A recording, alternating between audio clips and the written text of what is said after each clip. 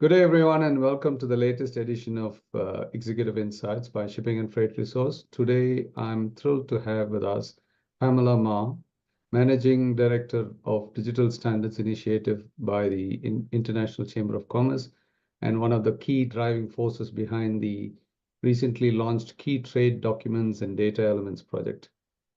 Pamela, firstly, a huge congratulations on the achievement and welcome to the show. Thank you.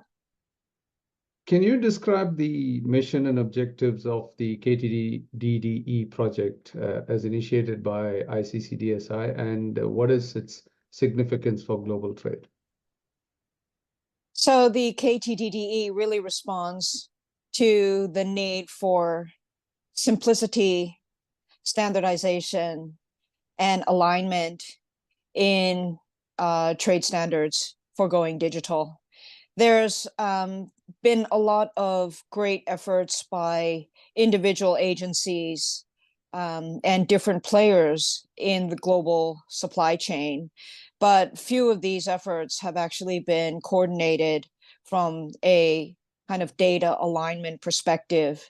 And if we want to have the kind of integrated, open, digital trade ecosystem where data sharing, where plug and playable data sharing is actually the norm, we've got to have alignment on standards and the data terms. So that means same taxonomy, same technical makeup, so that actually data can really flow up and down the supply chain, and not only within individual supply chains, but also across supply chains. And so that we can actually begin having the trading system that is like faster, more traceable, more transparent.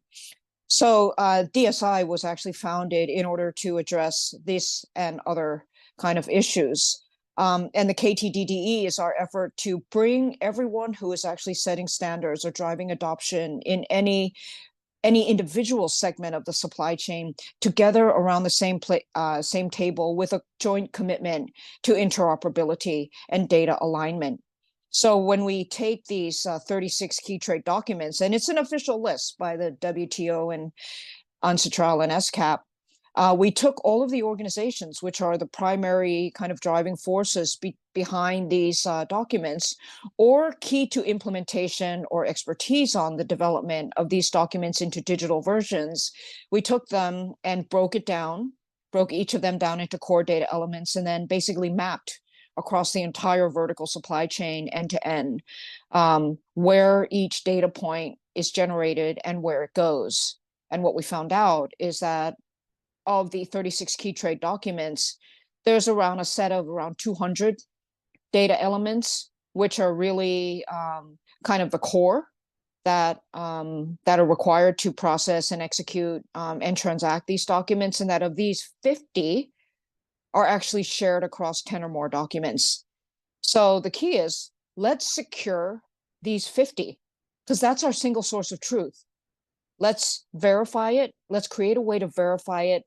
Well, let's align it first and then create a way to verify, authenticate, and secure these 50 data elements as the basis, for connecting up the global supply chain from a digitalized and data-based perspective.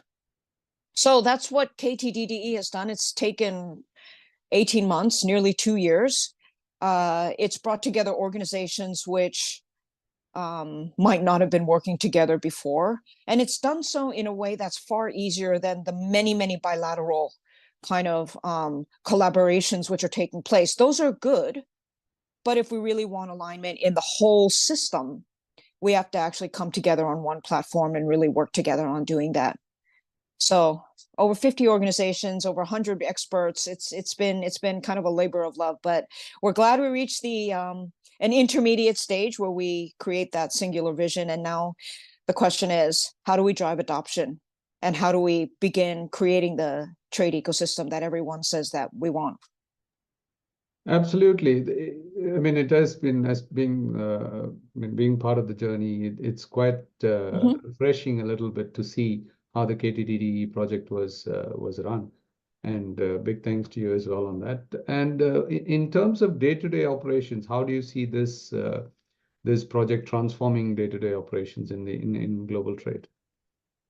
So today, if you're not an expert on sort of digital trade kind of documentation or compliance, you start to think about your supply chain, and going digital. Like, nobody disagrees with digital, right? Everyone says, okay, we have to go digital, we have to start transacting on data, and so on.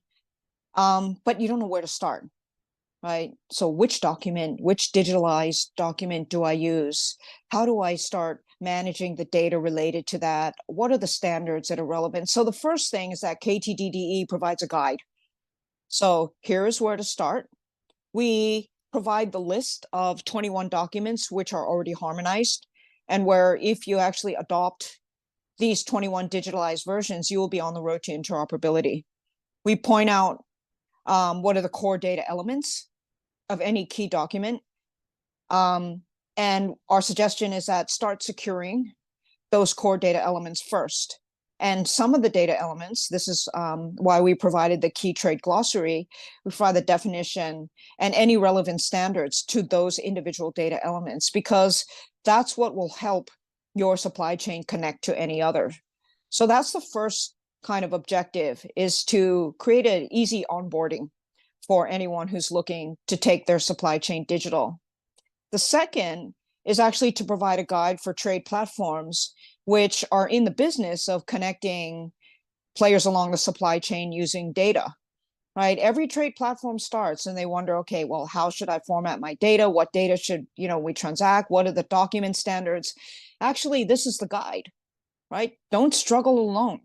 Use this as a guide and, go interoperable using this blueprint.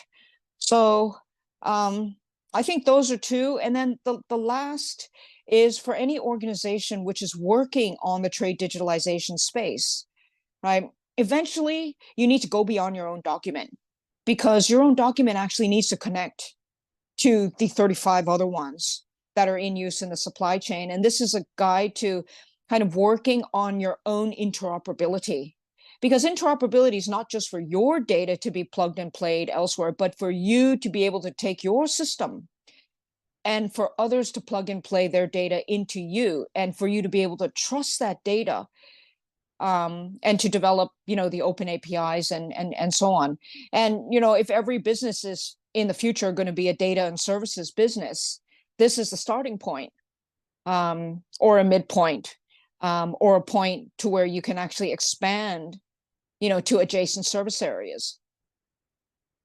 Yeah, some good points there, Pamela. So in terms of quick wins, you mentioned adoption previously. Mm-hmm.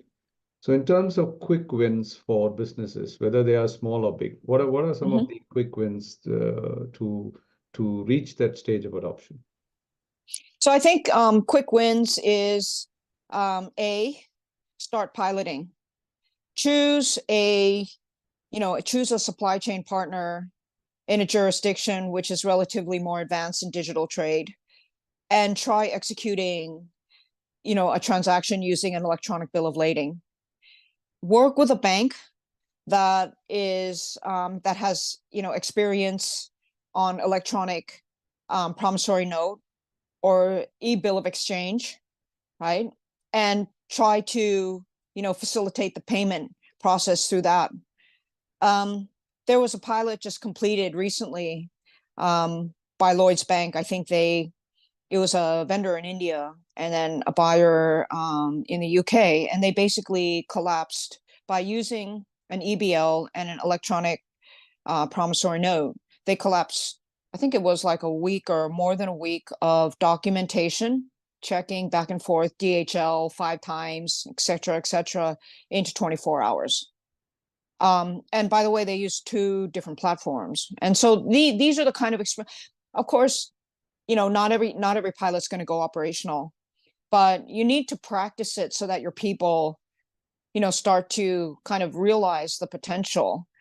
And it's not that, any one party saved like 5 people's labor. And so, they can kind of eliminate these 5 employees. But what it enables you to do is you can expand capacity without necessarily expanding labor, and of course the time saving. And of course, the increased visibility, because every transaction you transact digitally, you kept a data trail. And then you aggregate that and then deliver insight back to your business. It's the whole present premise of digitalization, but you need those piloting, you need those experiments, and you need that kind of realization that this kind of innovation is possible in order to get sort of on the road and bank those quick wins with your people. Yeah, I guess people have to start somewhere. I mean, everybody started somewhere in the industry, everybody started somewhere in business. So this is also one of the areas as such, and I agree very much on what you said about the people and people's hesitancy about this. Now, speaking about adoption, do you think it's going to be easier, or are there any benefits for the smaller players? And how do we include them and make this accessible for smaller players? Because they always complain, like the bigger players have advantage and things like that. So how do we make sure that smaller forwarders or shippers or customers are included in this? Actually, I think what we've done is delivers more benefit to the small players than the big, because the big players, they have their own staff and their vision, and they're already kind of on the road, and they probably have government affairs team who's looking at trade policy and so on. Whereas the small players, they've got one person managing HR, finance, IT, and admin. So to the extent that the KTDDE provides a roadmap to standards and to how the digital trade ecosystem is going to work, that's actually the primary beneficiary is going to be SMEs. I think the second thing is that, as a joint, as an adjunct effort to the KTDDE, we're also working on a reliability assessment for trade platforms and service providers. To date, there is no technical assessment for, trade platforms on their ability to reliably deliver the services which are allowed under the model law on electronic transferable records. So we often get, SMEs and companies coming to us and saying, okay, I'm ready to start. I want to experiment. Which trade platform should I use? And of course, we can give them a list of like the 20 platforms out there, and then they can kind of do individual, filtering, and, good luck to them. But you need a filter. So this reliability assessment is a first filter to say, okay, if you go with this provider who has been technically assessed to provide reliable services which are totally in line with the law, that's a starting point. So what we're trying to do is provide tools and frameworks which basically clarify and simplify digital trade for those who don't have their own kind of teams to go and figure it out for them. The greatest beneficiaries of interoperability in data are going to be the SMEs, because what interoperable data does, it allows you to aggregate structured data and with digital identity to tie it to any individual player.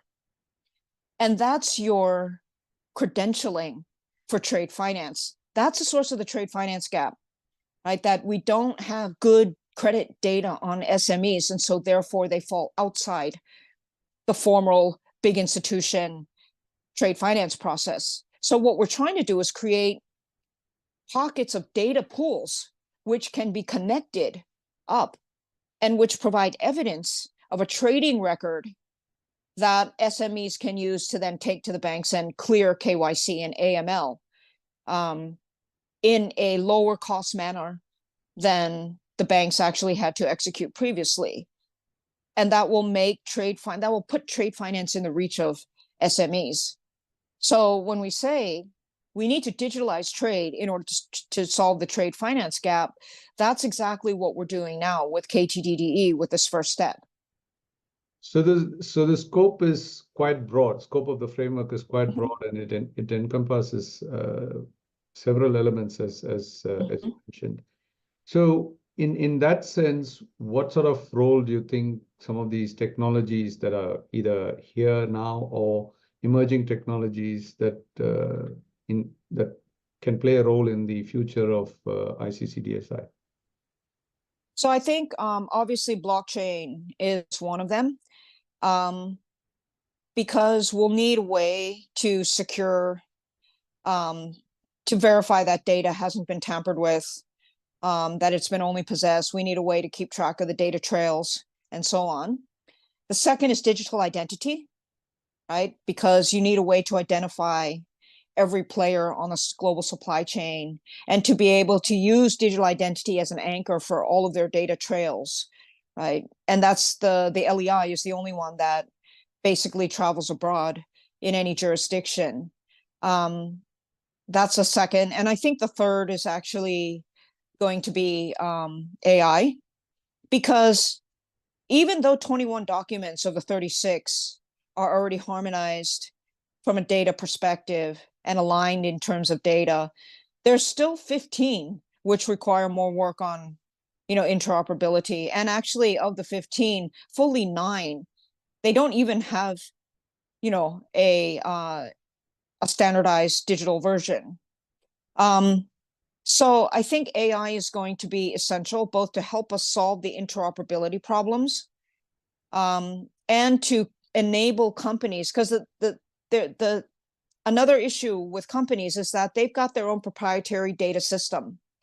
That proprietary data system, that backbone, their internal infrastructure, isn't necessarily using data in the same way as the global trade ecosystem. It's not necessarily interoperable. And yet that's their whole business, right? To get them to change a data term within their proprietary system, it's basically very, very difficult, because they basically have to reformat everything and reconnect everything. So it won't happen in most cases. So we're going to need a layer to basically translate data from proprietary corporate systems to interoperable global formats. And I think that layer is increasingly going to be provided by AI. We see today already tools that can scrape data from different databases or documents or forms and turn it into interoperable formats, right? It's not perfect. It's a bit clunky now, and you need to check it. But, the thing with technology is that it only gets better over time, and it only gets more cheap. Absolutely. So I think AI is going to be really essential. So blockchain, digital identity, and AI, and that's like digital public infrastructure, right? Payments anchored by digital identity, blockchain for security. And I'm not saying blockchain's the only way, but it's one way that is in use today where it actually works. So, yeah, it's really neat. I'm like waiting for the next technologies is going to be invented. I can see the excitement. I can see the excitement. So finally, Pamela, I just wanted to check, what do you see is the role of international communities and like trade bodies, governments, businesses? How can they work in terms of development and adoption of these standards? I mean, it's one thing to develop all these, but I think these communities play a big role in adoption. How do you see that? So the first, get the word out. The more that international organizations and governments and industry organizations talk about digital trade as a reality and share those case studies and share the pilots and so on, the more that the businesses who never thought that digital trade has anything to do with them will see, maybe that's something I should consider. Maybe that's something I should find out. Because the worst way to get on board to digital trade is when you're like under the gun from your buyer who says, okay, digitalize now, right? You want to know about it sooner. And the public the public sector in terms of government and international organizations is really key to that. So to raise the level of public awareness on this issue. And then the second is actually provide platforms for piloting and experimentation. It can be anything: competition, pilot, digital trade corridor, sandbox, anything which gets businesses to play with the technology in a first riskless instance, with parties who are equally as committed. You know, that's what we need to get people kind of in the right mindset, because, you know, honestly, everyone can do this. It's not, it's not difficult, but you need to change the habit, and habit changing comes slowly, because humans don't like change. So we need to give everyone the opportunity to take the first steps in a riskless, pro-innovation environment, and then learn, and then kind of adapt it into their business as part of their operations, and efficiency, and then start banking the gains in terms of speed, resilience, traceability, and so on. This digitalizing the supply chain can solve our sustainability problems, because it is the key to good ESG data. We build the environmental data layer on top of the key trade documents layer, data layer. That's one. The second is this financial gap between SMEs and the rest.